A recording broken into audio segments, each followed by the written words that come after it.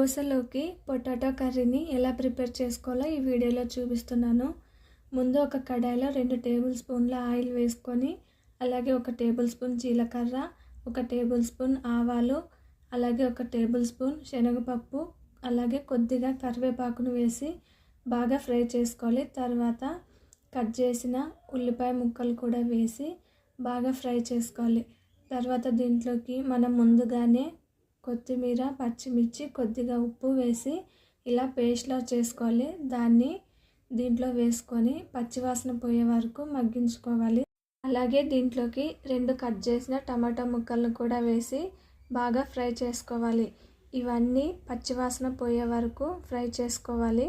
టమాటాలన్నీ సాఫ్ట్గా అయిన తర్వాత దీంట్లోకి 1 టేబుల్ స్పూన్ పసుపు, అలాగే 1 టేబుల్ స్పూన్ వరకు ఉప్పు కూడా వేసుకొని దీన్ని బాగా మిక్స్ చేసి దీంట్లోకి 1 గ్లాస్ వాటర్ కూడా వేసుకొని కాసేపు ఉడికించుకోవాలి.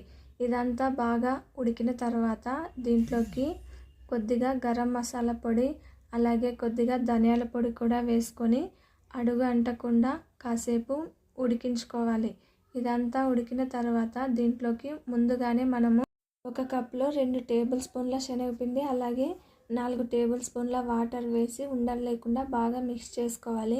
అలా మిక్స్ చేసుకున్న దాన్ని ఈ కర్రీలో వేసుకొని ఒక 5 నిమిషాలు సిమ్లో ఉడికించుకోవాలి.